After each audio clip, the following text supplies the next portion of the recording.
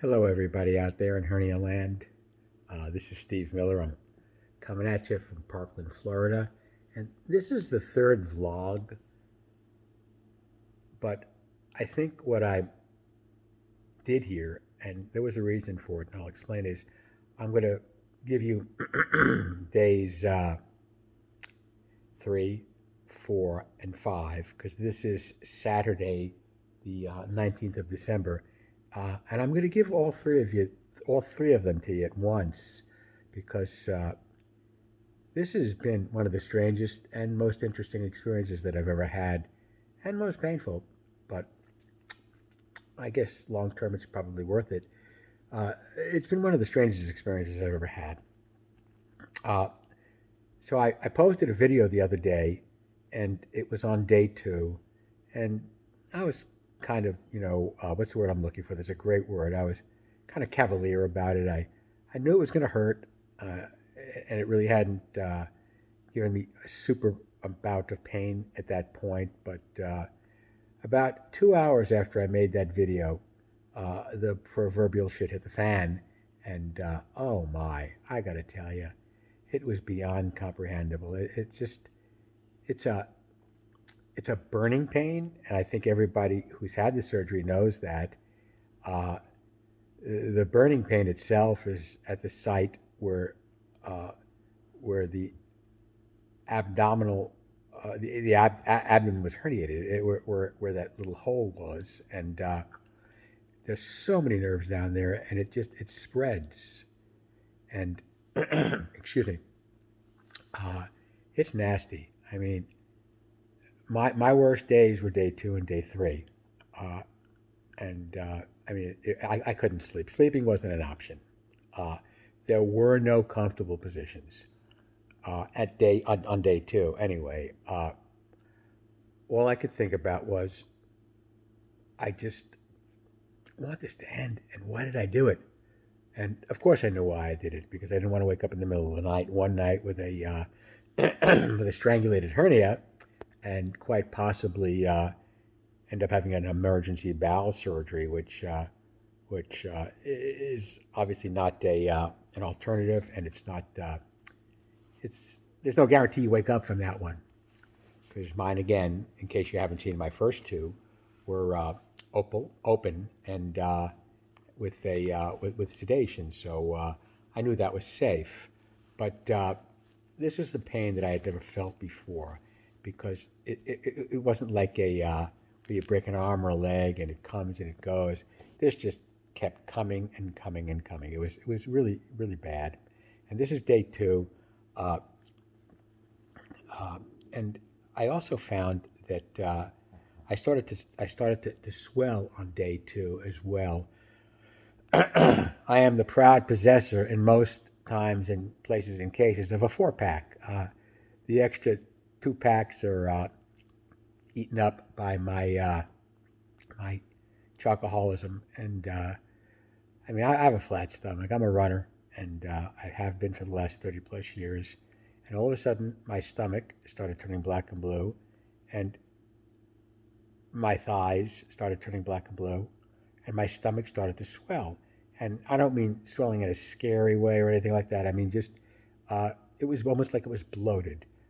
It's still that way today, but I know that it's pretty normal for this surgery, because I've been talking to people, and that itself isn't painful, but you can feel it.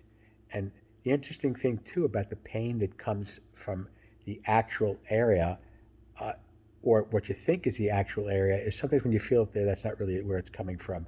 So I'm having some incisional pain right now.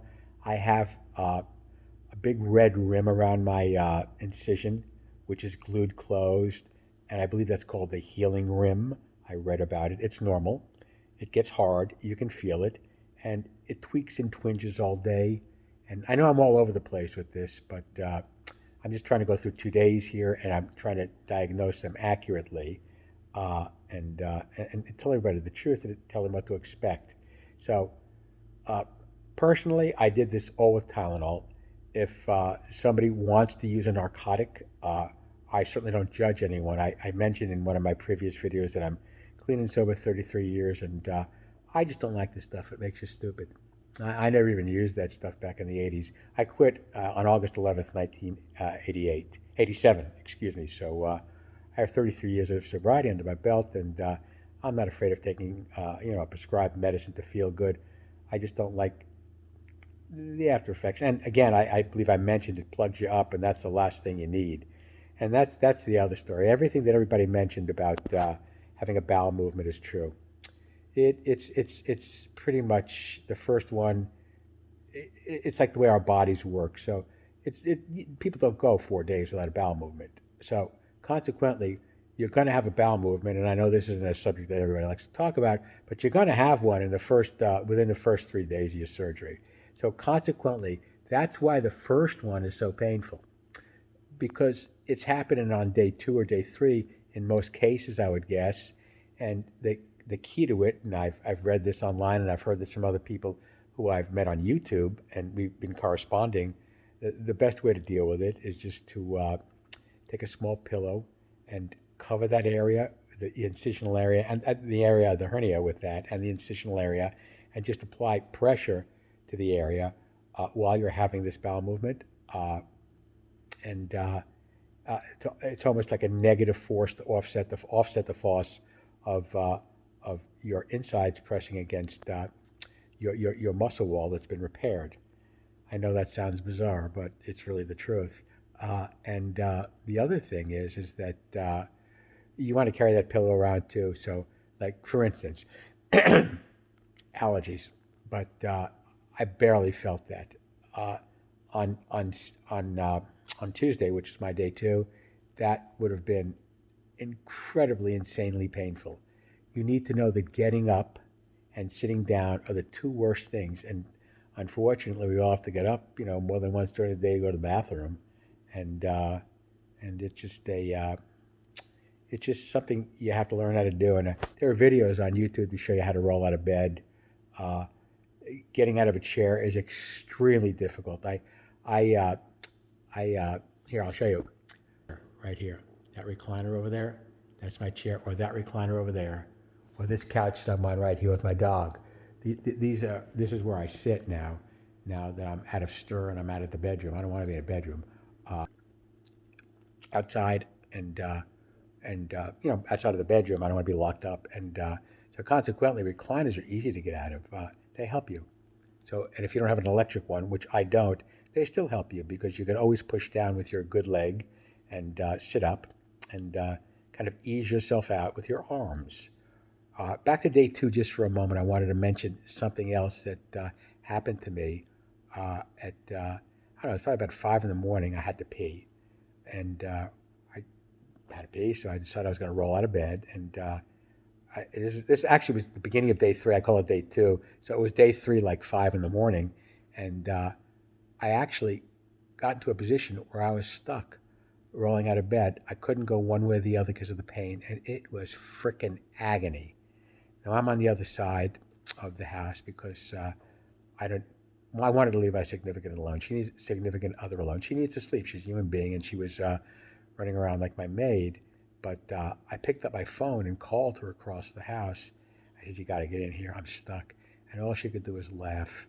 I mean, and it was kind of bizarre. I mean, I was so pissed at her though. But uh, today was the first day that I wasn't conscious about walking around this house or anywhere else with a phone. I was out today for quite a bit. I was out walking, and I actually drove for a little bit to go visit a friend. I wasn't comfortable because the seatbelt actually crosses your incisional line there, and you can feel it.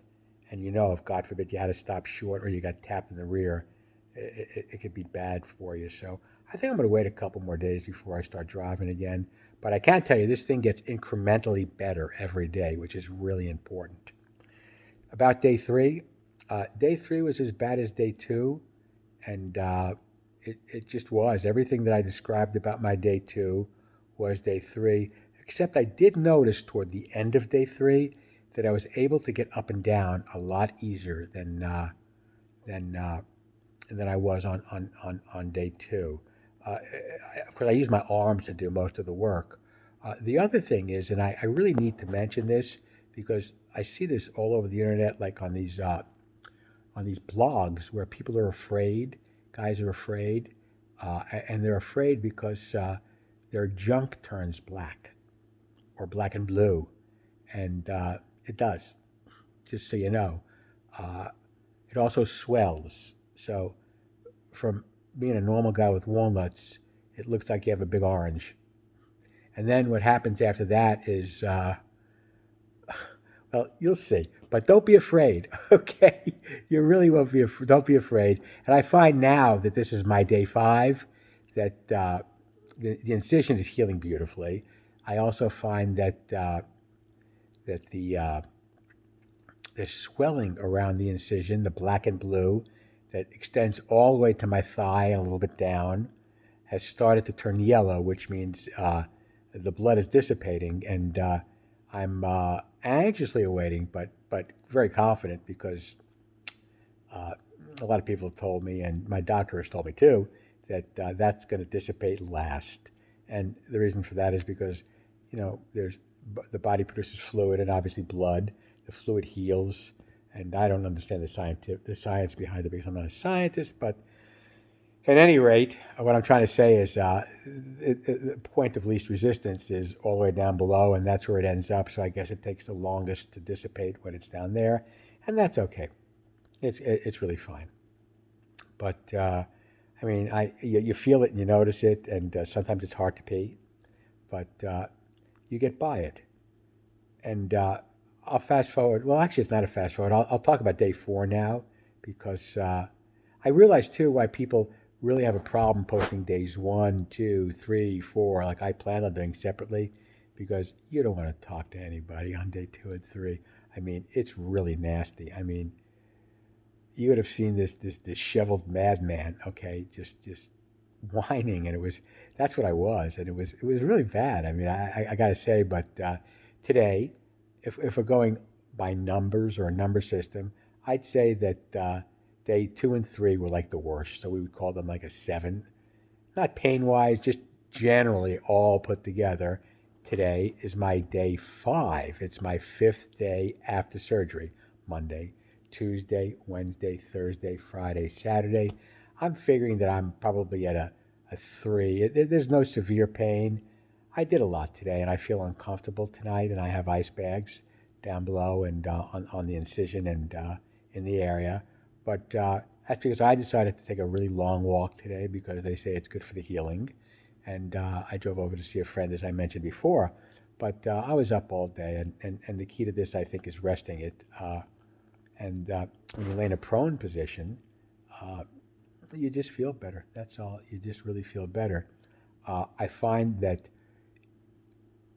I found and find that on days 2 and 3, and maybe no, days 2 and 3, getting up and getting down, sitting up and not, laying down, getting out of bed, and getting put back into bed, and or a chair to eat in was extremely painful uh, and unbelievably uncomfortable.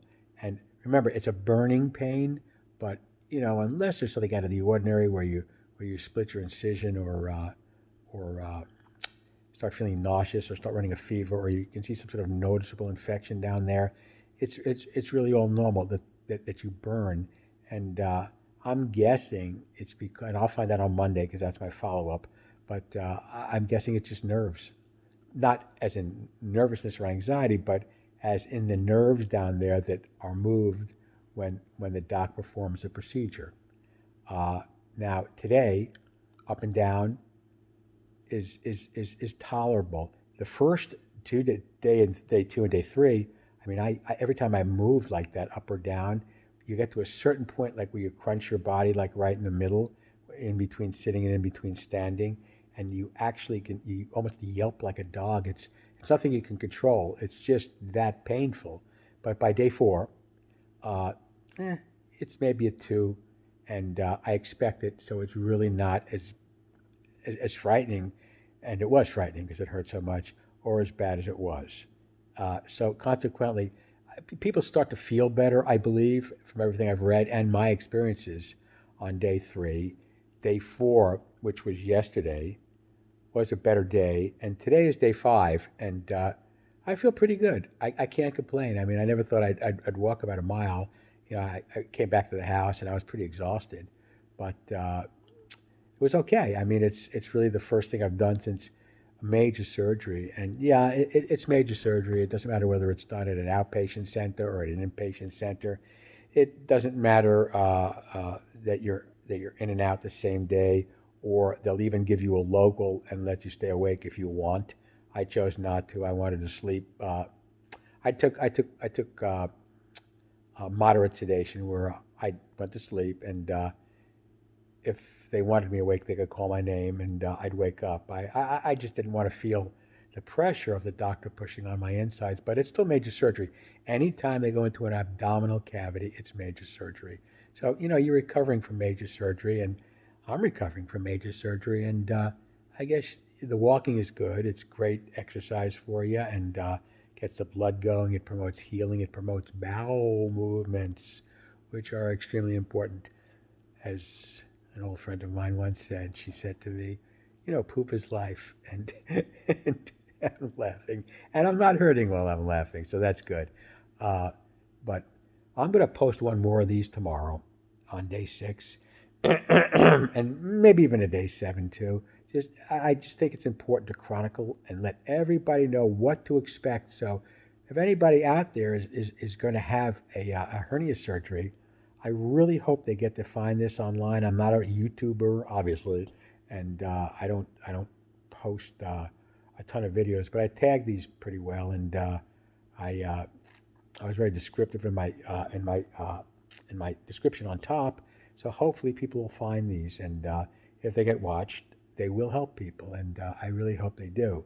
So my day 5 is coming to an end. It's 7:21 here on the East Coast, and we carry on. I I mean, it's not something that I'd want to do again, and I'm taking really good care of it. So not to put myself in a position where I'd have to do this again. And one never knows, but I'm just looking forward to getting back into the gym in about 3 weeks and getting on the cardio machines, and hopefully in a couple of months I can be back to the weights and doing what I like to do. But I really feel good that I was able to vlog this, and there'll be another one tomorrow, and that's really about it. I mean, the timeline I gave you is completely straight up, and that's what to expect. And I just will say one last thing: anybody that says, it doesn't hurt, or don't take narcotics, I didn't by choice, but I don't judge anybody who does.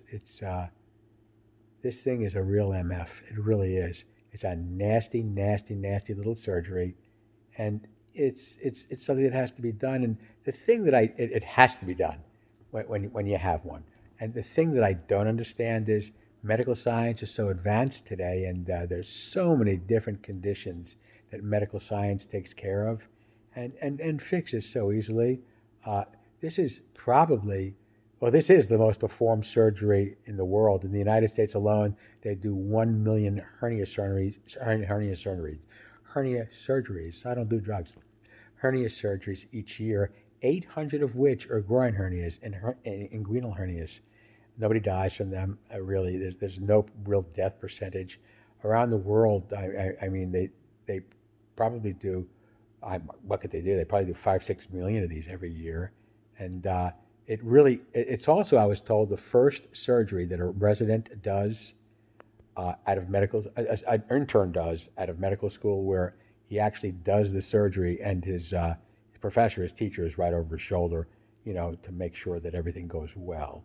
And so this is the most commonly performed surgery, and it's an easy surgery for the doc only, not for the patient. But I'll be back tomorrow. I'll be popping another one up there. Hope you're watching them, and I hope I could help. Have a great night. Enjoy your family. Be well. Be safe. Until tomorrow. Take care. Bye now.